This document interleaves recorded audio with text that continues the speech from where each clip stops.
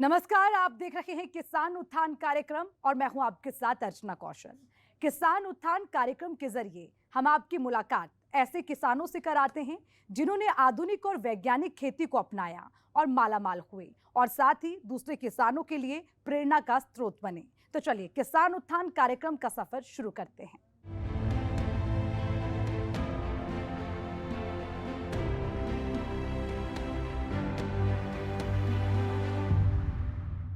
परंपरागत खेती आज किसानों के लिए लाभकारी नहीं मानी जाती है।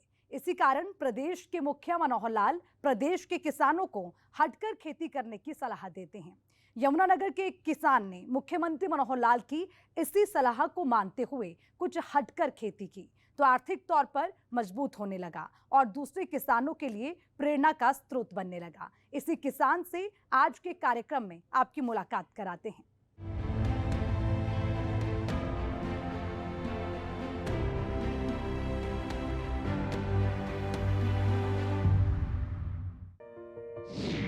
हरियाणा एक कृषि प्रधान राज्य माना जाता है, जिसकी अधिकतर आबादी आज भी गांवों में बसती है और खेती करती है। खेती से करोड़ों परिवारों की रोजी रोटी चलती है, लेकिन किसानों के सामने इसी रोजी रोटी को कमाने का संकट आ गया था, क्योंकि खेती लगातार किसानों के लिए घाटे का सौदा ही बनती जा रही थी। किसानों के सर के ऊपर कर्ज बढ़ता जा रहा था। दिनों दिन किसानों के सामने आर्थिक संकट आ खड़ा हुआ था, क्योंकि किसान उस समय बदहाली के दौर से गुजर रहा था।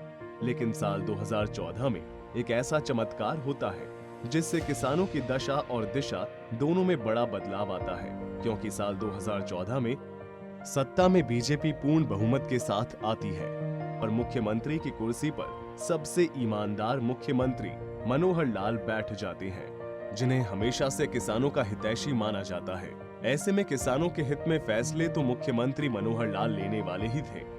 किसानों ने सोचा, वैसे ही हुआ। मुख्यमंत्री मनोहर लाल ने किसानों के हित में ऐसी ऐसी कल्याणकारी योजनाएं चलाई कि किसानों के अच्छे दिन लौट आए। इसी के साथ किसानों की आय दोगुना करने का लक्ष्य भी मनोहर सरकार ने रखा। मुख्यमंत्री मनोहर लाल किसानों के लिए दिन रात काम करने में जुट गए और किसानों से आग्रह करने लगे कि सदियों से चली आ रही खेती को किसान त्याग दें और आधुनिक और वैज्ञानिक तरीके से खेती करें जिससे किसान लगातार समृद्ध हो सकता है। खेती के अलावा कुछ और काम करने पड़ेंगे। मशरूम की खेती है, डेयरी फार्मिंग है, मधुमक्खी पालन है, कहीं फूलों की खेती है, कहीं जो भी कोई खेती के साथ मिला करके हम काम कर सकते हैं, उन कामों की तरफ भी लोगों को आगे बढ़ाना पड़ेगा, ताकि थोड़ी जमीन भी है, फसल जितनी होती है ले, ज्यादा से ज्यादा ले, अच्छी फसल ले, साथ में कोई ना कोई काम और कर ले। और करेंगे तो उसमें से भी अपनी आमदन बढ़ेगी।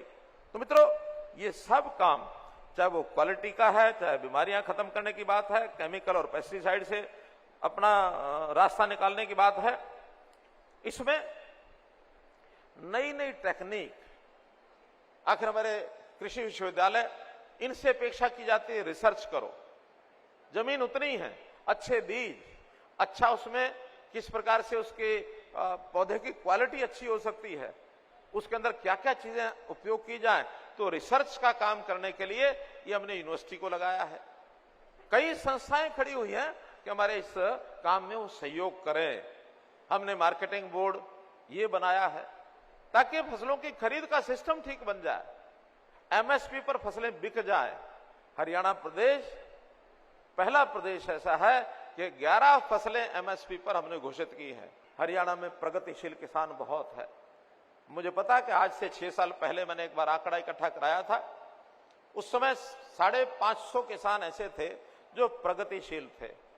हमने कहा कि प्रगतिशील किसानों की योजना बनाओ, अपने जैसे 5 किसान और तैयार करो, ये टारगेट दिया था। और उसमें प्रगतिशील किसानों के लिए इनाम भी रखा था, कोई 1 लाख, 2 लाख, 3 लाख ऐसे कुछ राशि रखी थी। मुख्यमंत्री के आग्रह पर आज प्रदेश के किसानों ने परंपरागत खेती को छोड़कर आधुनिक खेती का रुख किया और चावल, गेहूं, सरसों की जगह फल फूल सब्जियों के खेती को प्राथमिकता देने लगे और मालामाल होने लगे।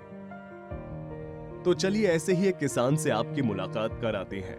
यमुनानगर के गांव मंडोली के किसान विजय ने परंपरागत खेती को बढ़ावा ना देकर केले की खेती कर रहा है। किसान ने साल 2014 में 3 पेड़ों के साथ केले की खेती की शुरुआत की थी और आज 2000 से भी ज्यादा पेड़ों से फल ले रहा है और केले की खेती से अच्छी कमाई कर रहा है। गांव मंडोली है, यमुनानगर में है और ये मैं सन 80 से इंडिविजुअल खेती कर रहा हूँ मैं। और ये केला मैंने सन 14 में 3 पेड़ जो से मैंने गॉड गिफ्टेड थे वो से काम शुरू किया। 3 से मैंने 13 बनाए, 13 से 130 बनाए, 130 से मैंने 21-2200 पेड़ के इस समय मेरे पास खड़े हैं। हाँ जी। और ये मेरी जो से पेड़ है ये ऑर्गेनिक है। इसमें मैं डीएपी के अलावा कुछ ज़्यादा कोई स्प्रे नहीं करता, कुछ नहीं डालता। और ये केला जो है खाने के काबिल है, पकाने के लिए नहीं। पकाने में नहीं पकता, पकाने पे ये बकबका सा स्वाद देता है। तो परंपरागत खेती से कैसा मुनाफा है इसमें, केलों की जो खेती कर रहे हैं आप? ऐसा जी ये चेंज ऑफ क्रॉप है सिर्फ मेरे लिए। मैं गन्ना नहीं लगा के ये गन्ने जितना मुनाफा ले रहा हूँ। जमीन की उर्वरक शक्ति बनी रहे और पानी का कम से कम इस्तेमाल हो, इसके लिए सरकार किसानों के लिए कई स्कीमें चला रही है और परंपरागत खेती से हटकर अलग अलग खेती करने के लिए जागरूक कर रही है। इसी महत्व को इस किसान ने बखूबी समझा और हटकर खेती करने के बारे में सोचा। सन 80 से लेकर वैसे जब से हमारे फोर फादर्स वगैरह खेती करते थे, जीरी धान और कनक पे थे, ठीक है।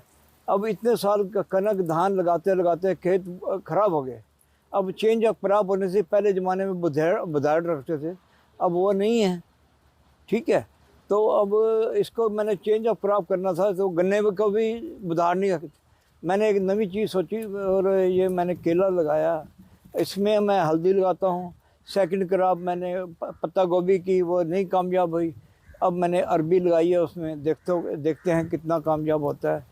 वो 1 साल ही उसमें मल्टी क्रॉपिंग होगी, सेकंड ईयर नहीं होती।